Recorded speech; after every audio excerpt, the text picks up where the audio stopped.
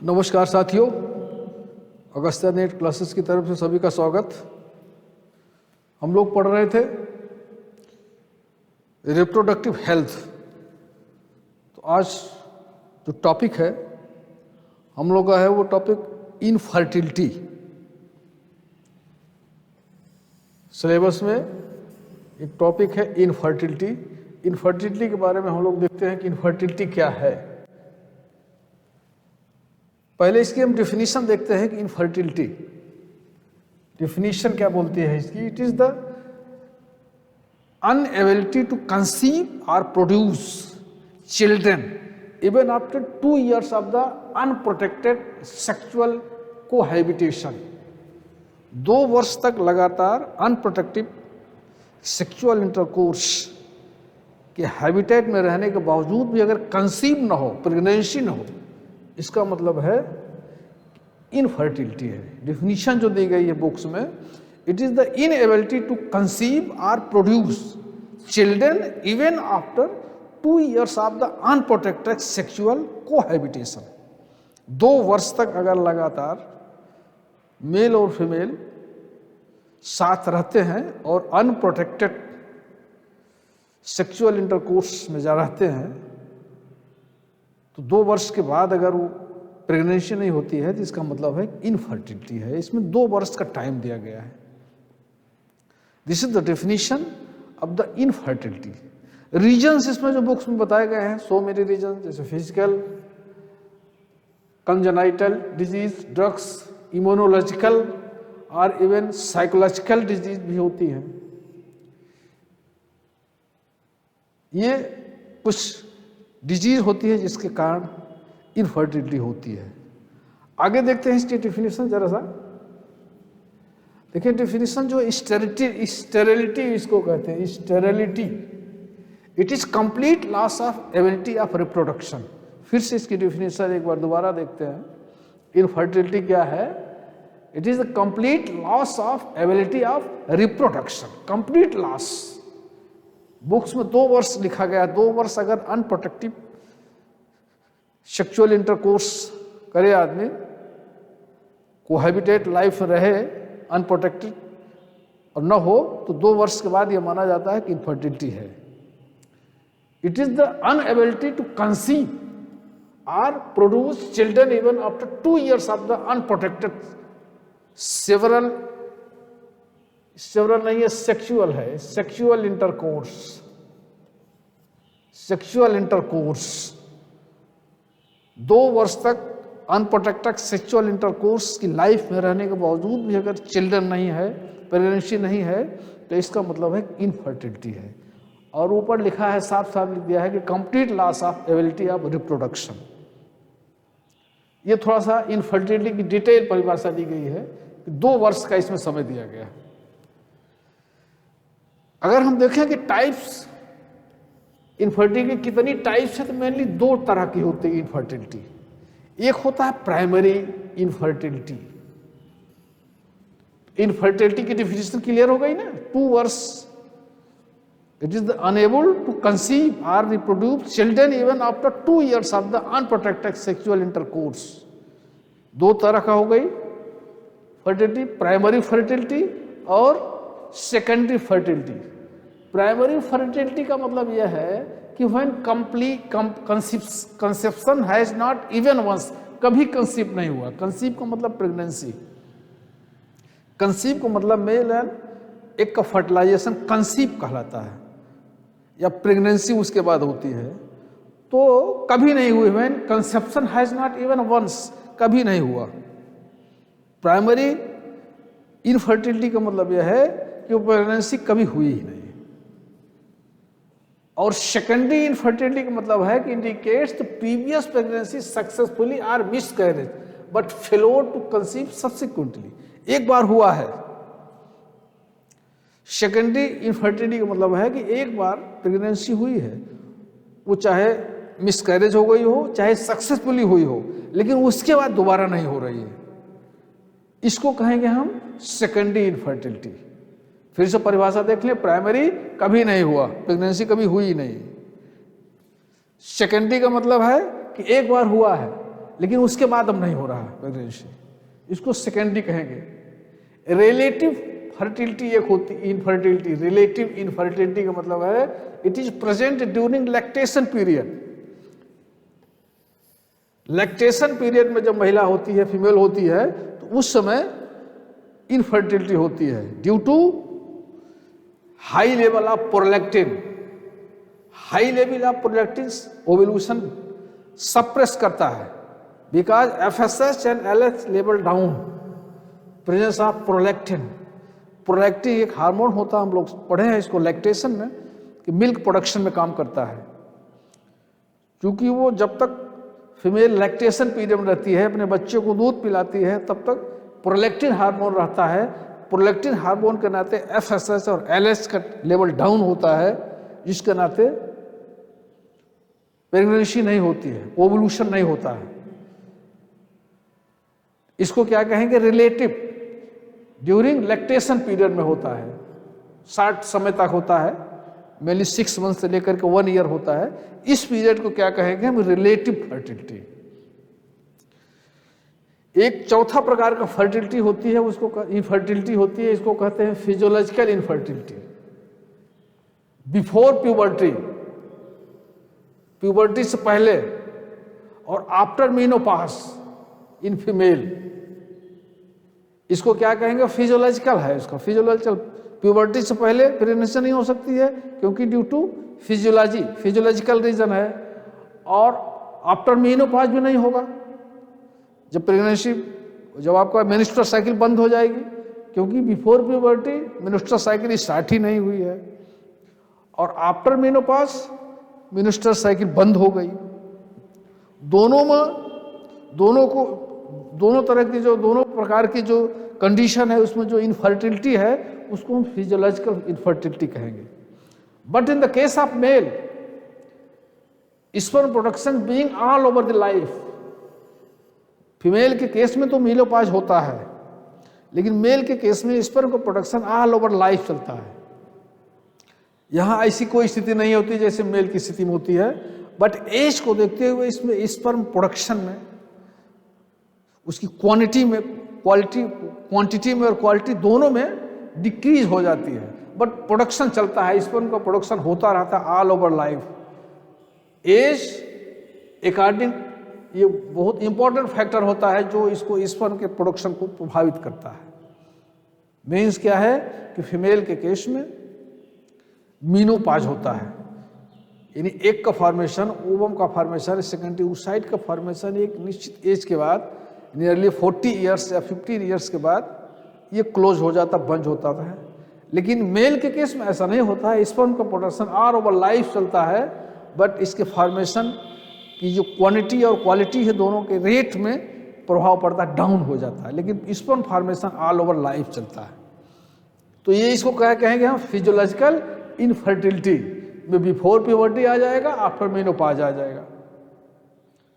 ये इतने तरह के इनफर्टिलिटी होते हैं।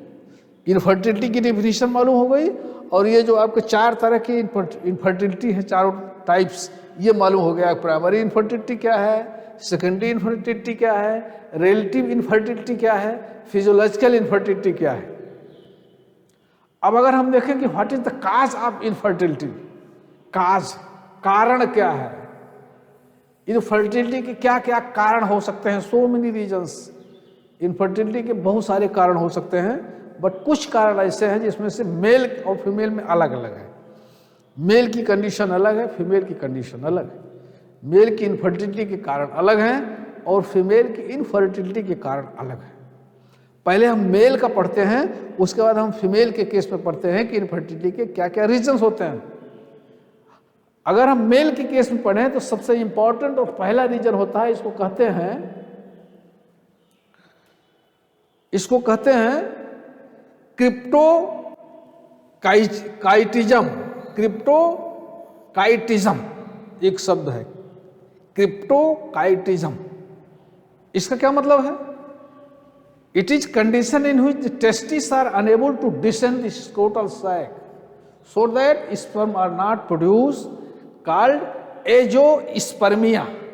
इस बीमारी को क्या कहते हैं? एजोस्पर्मिया। इसको क्या कहेंगे? क्रिप्टोकॉर्टिज्म। हम लोग एम्ब्रियोनिक डेवलपमेंट के समय पढ़े थे कि टेस्टिस का डेवलपमेंट जो होता है वो एब्डोमिनल कैविटी में होता है। In the embryonic is 7th month में ये टेस्टिस जो एब्डोमिनल कैविटी में है वो स्क्रोटल में आती है, या तो 7th में आएगी या तो after birth. Testis abdominal cavity से शिफ्ट होकर के डिसेंट होकर के स्क्रोटल में आती है। कारण, स्क्रोटल में आने का कारण यह है क्योंकि स्क्रोटल का टेम्परेचर जो है बॉडी के टेम्परेचर से 2 या 3 डिग्री सेल्सियस कम होता है।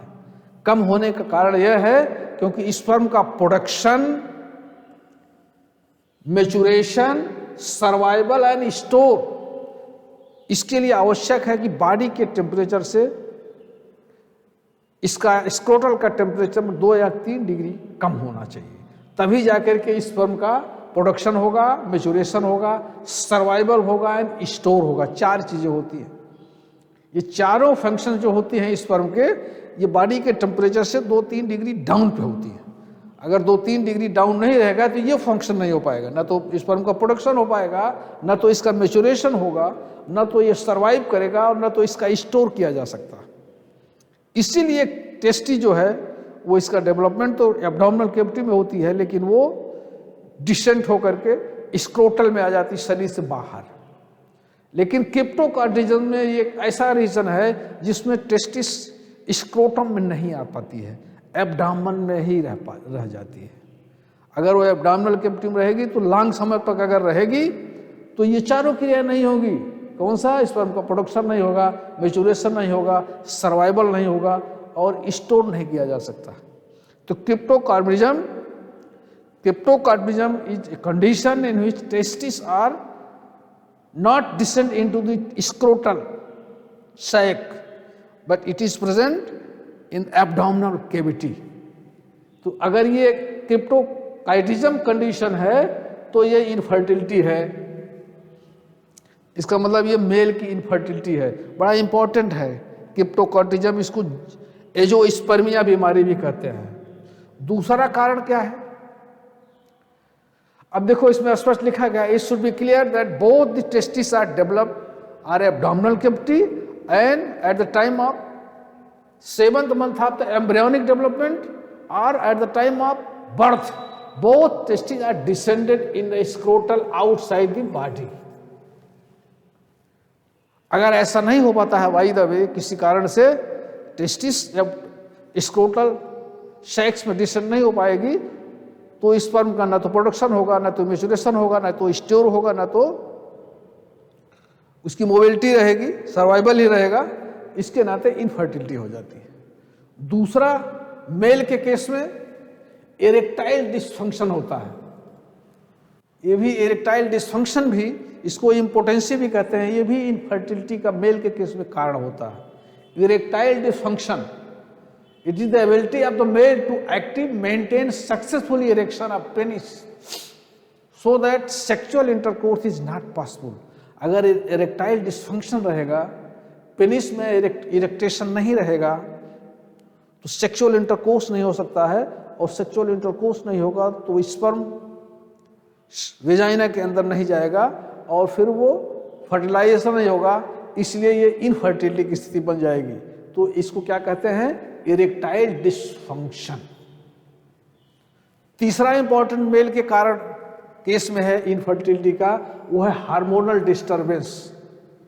बहुत सारे हार्मोन ऐसे होते हैं जो इनफर्टिलिटी के कारण बनते हैं मेल में।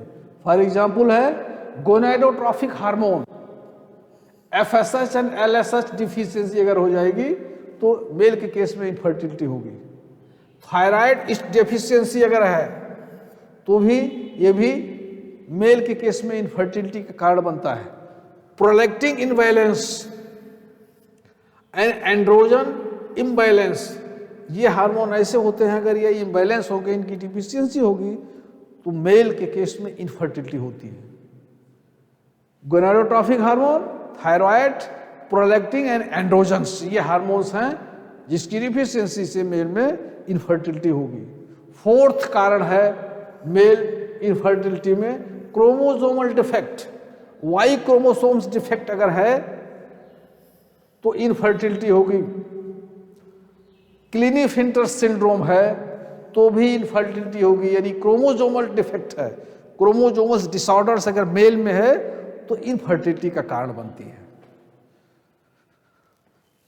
पांचवा है अदर्स रीजन में एल्कोहलिज्म, अगर एल्कोहलिक आदमी है तो भी ये भी इनफर्टिलिटी का कारण बनता है। आर्किड्स क्या है? टेस्टी इन फंक्शंस, टेस्टी इन फंक्शंस में होती है, टेस्टी फंक्शन नहीं करती है। वेरियोकोल्स COEL है स्पेलिंग, COELS। वेरियोकोल्स में क्या होता है? वेन स्वेलिंग होती है, टेस्टिस की वेन्स में स्वेलिंग आ जाती है, यानी टेस्टी फंक्शन नहीं करेगी। वेरियोसील्स में हाइड्रोसील, इसमें टेस्टिस में वाटर परसेंटेज ज्यादा बढ़ जाते हैं। हाइड्रोसील भी इनफर्टिलिटी के कारण होते हैं। और यूज ऑफ एंटी हाइपरटेंसिव या एंटी साइकोटिक ड्रग्स लंबे समय तक अगर आप लेंगे, एंटी हाइपरटेंसिव या एंटी साइकोटिक ड्रग्स अगर लंबे समय तक लेंगे तो ये भी इनफर्टिलिटी का कारण बनता है। और है presence of blockage of Vasa differentia and वास इफरेंशिया, इसमें अगर ब्लॉकेज आ गए हैं ये भी इनफर्टिलिटी का कारण बनता है।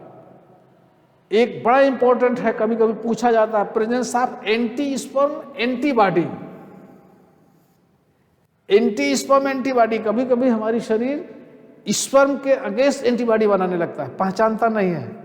एक इम्यूनिटी डिसऑर्डर्स है, स्पर्म जैसे आएगा उसके अगेंस्ट बॉडी हमारी एंटीबॉडी बनाती है, जिससे स्पर्म मर जाते हैं। इसको कहते हैं एंटी स्पर्म एंटीबॉडी, यानी स्पर्म के एंटीबॉडी बनने लगती है। ये बहुत सीरियस बीमारी होती है। अगर इस तरह से है तो जैसे ही स्पर्म बनेगा या जैसे ही स्पर्म आप बाहर इजैकुलेट करेंगे, बॉडी में जब जाएगी तो बॉडी उसके अगेंस्ट एंटीबॉडी बनाती है तो स्पर्म को मार देती है। और लास्ट है acquired infection of prostate gland and seminal vesicles. अगर इसमें इन्फेक्शन है प्रोस्टेट ग्लैंड में या सेमाइनल वेसिकल्स में तो भी ये भी इनफर्टिलिटी का कारण बनता है। So these are the so many reasons for the infertility of the male. एक शब्द आया था क्लिनीफिंटर सिंड्रोम, हम लोगों ने बहुत पहले पढ़ा था। क्लिनीफिंटर सिंड्रोम का मतलब है when mail have one extra chromosome, इसको कहेंगे क्लिनीफिंटर सिंड्रोम। क्रोमोसोमस डिसऑर्डर्स में हम लोगों ने पढ़ा था इसको। और एक दूसरा होता है, ये मेल के केस में अक्सर होता है, ये क्लिनीफिंटर सिंड्रोम्स हमेशा मेल में होता है क्योंकि वन एक्स क्रोमोसोम इसमें एब्सेंट हो गए। उसी तरह से टर्नर सिंड्रोम जो है वो फीमेल में होता है, इसमें वन क्रोमोसोम जो है वो कम हो जाते हैं। ये दो तरह के सिंड्रोम भी इनफर्टिलिटी के कारण बनते हैं। नेक्स्ट देखते हैं cause of infertility in female. Female के केस में कौन कौन से इनफर्टिलिटी के कारण बनते हैं? पहला कारण है एंडोमेट्रिटिस और दूसरा है एंडोमेट्रियोसिस। दो शब्द हैं, एंडोमेट्राइटिस और दूसरा है एंडोमेट्रियोसिस, दो हैं। हम लोगों ने देखा था यूट्रस, फीमेल के केस में यूट्रस की वॉल जो है 3 लेयर्ड होती है। हाइपीमेयर सबसे बाहर होती है, मध्य में हाइपोमेयर होती है और अंदर जो है एंडोमेट्रियम होती है। एंडोमेट्रियम, हायोमेट्रियम और मायोमेट्रियम। तो ये जो एंडोमेट्रियम की वॉल होती है इसमें इन्फ्लेमेशन हो जाता है, इसमें सूजन आ जाती है, जिससे इनफर्टिलिटी कारण फीमेल के केस में होता है। इसको हम क्या कहेंगे? एंडोमेट्राइटिस। और एंडोमेट्रियोसिस उसको कहेंगे it is growth of endometrium tissue at places then lumen of uterus. Human के यूट्रस में ग्रोथ हो जाती है एंडोमेट्रियोसिस में, इसको एंडोमेट्रियोसिस कहते हैं। दोनों एंडोमेट्रियम वॉल से रिलेटेड है। एक में इन्फ्लामेशन हो जाता है, दूसरे में ग्रोथ हो जाती है। ये दो कारण है, एंडोमेट्रियोसिस और दूसरा एंडोमेट्रियोसिस। तीसरा फीमेल के केस में होता है हार्मोनल डिस्टर्बेंस, इसमें भी होते हैं, इसमें भी वही गोनेडोट्रोपिक हार्मोन है, एफएसएस की डिफिशियंसी होती है। दूसरा है thyroid deficiency, prolactin imbalance and estrogen या प्रोजेस्टेरॉन इम्बैलेंस फीमेल के केस में। ये होते हैं हार्मोनल डिस्टर्बेंस। हार्मोनल डिस्टर्बेंस भी फीमेल के केस में इनफर्टिलिटी के कारण बनते हैं। अदर्स रीजन में एन ओवल्यूशन जिसमें ओवल्यूशन होता ही नहीं है। Luteal dysfunction, corpus luteum dysfunction में हो जाता है, फंक्शन नहीं करता है। फेलोपियन ट्यूब में ब्लॉकेज हो जाती है। Defective growth of uterus and vagina, इसमें कोई डिफेक्टिव ग्रोथ हो जाती है। सर्वाइकल डिफेक्शन हो जाता है कोई सर्विकल रीजन में। एंटी स्पर्म एंटीबॉडी इसमें भी होती है, यानी स्पर्म जैसे ही वेजाइना से अंदर जाएगा, यूट्रस से होते हुए फेलोपियन ट्यूब में जाएगा, वहां भी जो है वो एंटीबॉडी अगेंस्ट बन जाती है। तीसरा होता है फर्टिलाइजेशन एंड इम्प्लांटेशन, फिलोर। ये होते हैं कुछ रीजन फीमेल के इनफर्टिलिटी के केस में। आगे देखते हैं, इसको थोड़ा सा डिटेल हम लोग देख लेते हैं। उसका एक होता है ART, असिस्टेंट रिप्रोडक्टिव टेक्नोलॉजी या टेस्ट ट्यूब। अब इसका रीजन क्या है इनफर्टिलिटी का? इसमें दो मेथड्स बताए गए हैं। कौन कौन से मेथड हैं? पहला है इन विट्रो फर्टिलाइजेशन और दूसरा है इन विवो फर्टिलाइजेशन, जिसको टेस्ट ट्यूब बेबी भी कहते हैं। इन वाइट्रो में क्या होता है? आउटसाइड बॉडी फर्टिलाइजेशन होता है लेबोरेटरी के अंदर। टेस्ट ट्यूब में फर्टिलाइजेशन के बाद मदर की बॉडी में इसको इंसर्ट किया जाता है। यानी इन विवो फर्टिलाइजेशन में बॉडी, फीमेल की बॉडी से बाहर लेबोरेटरी में फर्टिलाइजेशन होता है, लेकिन ये होता है इन वाइट्रो में। और इन विवो में शरीर के, फीमेल के बॉडी के अंदर होता है, फर्टिलाइजेशन होता है। इन विवो दो तरह से होता है, इसको ध्यान रखेंगे आप। पहले को कहते हैं इंफ्राफेलोपियन ट्यूब ट्रांसफर या जाइगोट इंट्राफेलोपियन ट्रांसफर, इसको JIFT भी कहते हैं। इस केस में क्या होता है कि जाइगोट फर्टिलाइजेशन टेस्ट ट्यूब में लेबोरेटरी में किया जाता है 8 ब्लास्टोमियर से बिफोर, जब इसको इंसर्ट किया जाता है फेलोपियन ट्यूब में। और दूसरा होता है 8 ब्लास्टोमियर से जब ज्यादा हो जाता है तो सीधे इसको यूट्रस में ट्रांसफर करते हैं, इसलिए इसको कहते हैं IUT, यानी इंट्रा यूट्राइन ट्रांसफर और इंट्रा फेलोपियन ट्रांसफर। 8 लेट जाइगोट यानी टेस्ट ट्यूब में लेबोरेटरी के अंदर एक और स्पर्म को लेंगे, उसको फर्टिलाइज कराएंगे, जाइगोट बनेगा। जब वो 8 ब्लास्टोमियर्स तक आ जाएगा तो उसको फेलोपियन ट्यूब में ट्रांसफर करेंगे, तो उसको JIFT कहते हैं। और 8 ब्लास्टोमियर से जब ज्यादा हो जाएगा तो सीधे यूट्रस में करेंगे ट्रांसप्लांट, इसको ट्रांसफर करेंगे ब्लास्टोसिस स्टेज में, उसको IUT कहेंगे, इंट्रा यूट्राइन ट्रांसफर। तो ये हो गया हमारा IVF दो तरह से। और उसी तरह से इन विवो फर्टिलाइजेशन में फर्टिलाइजेशन मदर्स फेलोपियन ट्यूब के अंदर किया जाता है, मदर्स की बॉडी के अंदर। एक बॉडी से बाहर लेबोरेटरी में किया जा रहा है, उसको इन वाइट्रो बोल रहे हैं। एक मदर्स की बॉडी के अंदर हो रहा है, इसको इन विवो कह रहे हैं। ये भी दो तरह से होता है। एक होता है इंट्रासाइटोप्लाज्मिक स्पर्म इंजेक्शन ICSI। इसमें क्या होता है, एक को इंजेक्शन के माध्यम से साइटोप्लाज्म एक के अंदर स्पर्म इंजेक्शन के माध्यम से इंसर्ट कर दिया जाता है। एक है इंजेक्शन के माध्यम से इसमें इंसर्ट किया जाएगा, इसको ICSI कहेंगे। और दूसरा इंट्रायूट्राइन इंसेप्शन होता है, intrauterine insemination IUI। in this case sperm are direct injected into the vagina and naturally fertilize eggs transplant। तीसरा होता है फोर्थ होता है गमीट इंट्राफेलोपियम ट्रांसफर। इस केस में क्या होता है, एग जो है फीमेल डोनर्स का ट्रांसफर कर देते हैं मदर के अंदर, नेचुरली फर्टिलाइज होता है। यानी एग को दो कंडीशन होती है, मान लीजिए फीमेल में एग नहीं बन रहे हैं तो एग को ट्रांसफर कर देंगे, नेचुरली फर्टिलाइजेशन होगा। फीमेल में अगर प्रॉब्लम है तो फीमेल के स्पर्म को डोनर से लेंगे, इंजेक्ट कर देंगे। अगर एग में प्रॉब्लम है तो एग को इंजेक्ट करेंगे। ये 3-4 तरीके होते हैं इसका फुल फॉर्म। और ये टेस्ट ट्यूब बेबी के बारे में जानकारी 1-2 बार आप देखेंगे तो क्लियर हो जाएगा। ये इन विवो या इन वाइट्रो, इन वाइट्रो भी 2 है, एक GIFT है, दूसरा IUT है। इन विवो भी ICSI है या IUI है या GIFT है। इसका फुल फॉर्म और किस स्थिति में कैसे किया जा रहा है ये क्लियर होना बहुत जरूरी है। अब इसको जरा सा हम लोग देख लेते हैं।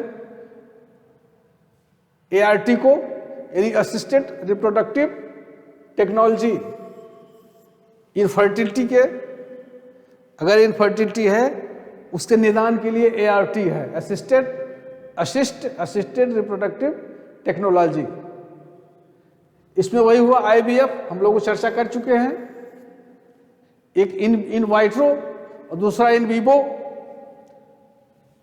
एक होता है GIFT, इसका हम लोग को बता दिए। ICSI, इसका भी हमने चर्चा कर दिया, ART। और एक होता है AI, आर्टिफिशियल इंसेमिनेशन। और तीसरा होता है सॉर्गोसी। सॉर्गोसी अभी हम लोग आगे बताएंगे। ये देखिए इंजेक्शन के माध्यम से किया जाता है, बहुत सिंपल है, इसको आप लोग ठीक से समझ लेंगे। इन वाइट्रो फर्टिलाइजेशन क्या होता है, इन वाइट्रो को हम लोग को बता दिए। Test tube baby programme, in this method ova from the wife donor, sperms from the husband donor are collected induced to fry zygote simultaneous condition in this laboratory. ये लेबोरेटरी में किया जाता है। कौन सा, इन वाइट्रो। लेबोरेटरी में fertilise करके फिर या तो फेलोपियन ट्यूब में या तो यूट्रस में ट्रांसफर करते हैं। ये 2 तरह से होता है, हम लोग चर्चा कर लिए। एक होता है GIFT, दूसरा होता है IUT, ये हम लोग बता चुके।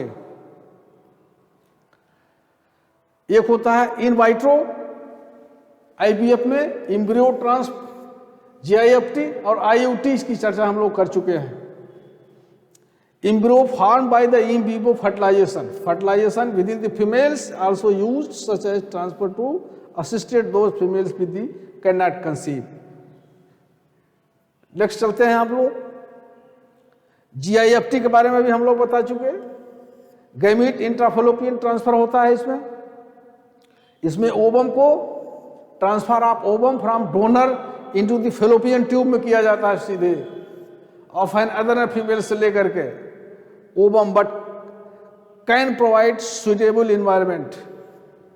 इसकी चर्चा हम लोग कर चुके हैं। फीमेल में देखेंगे सीधे फेलोपियन ट्यूब में ट्रांसफर किया जाता है। किसमें, gamete intra fallopian transfer, gametes को, सिंपल सा है। उसके बाद ICSI के बारे में हमने चर्चा कर लिया है, बता दिया आपको।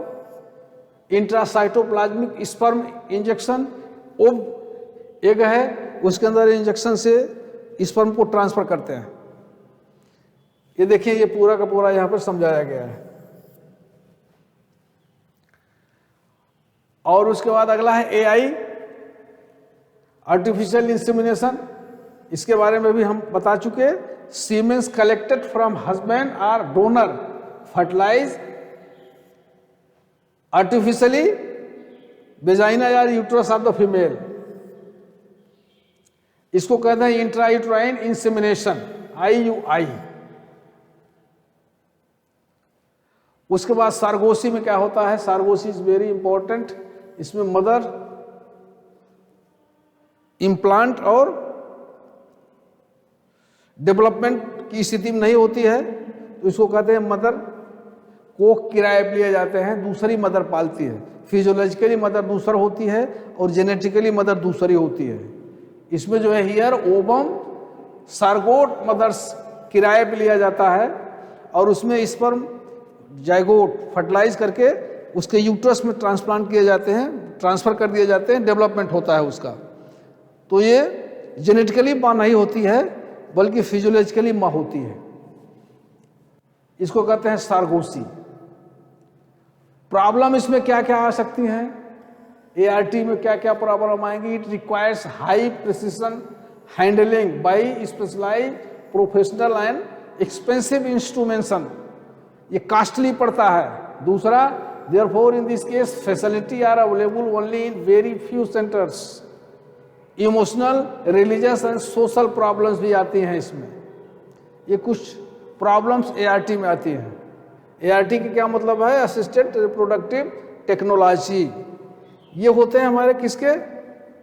लीगल एडाप्टेशन, एक और रीजन है इनफर्टिलिटी का, उसके रिप्लेसमेंट का लीगल एडाप्टेशन किए जाते हैं। ये होते हैं हमारे इनफर्टिलिटी के रीजन। हमने बताया आपको इनफर्टिलिटी क्या है, इनफर्टिलिटी कितने टाइप्स की होती है, इनफर्टिलिटी के काज क्या हैं, इनफर्टिलिटी के जगह ART क्या है, ART कितने तरह की होती है और इसमें क्या क्या प्रॉब्लम आती हैं। ये सिलेबस के हिसाब से भी सही है और प्रैक्टिकली भी बड़ा इंपॉर्टेंट है। एक दो बार इसको और आप रिवाइज करेंगे तो क्लियर हो जाएगा। आई होप कि इनफर्टिलिटी के बारे में आप समझ गए होंगे। Thank you.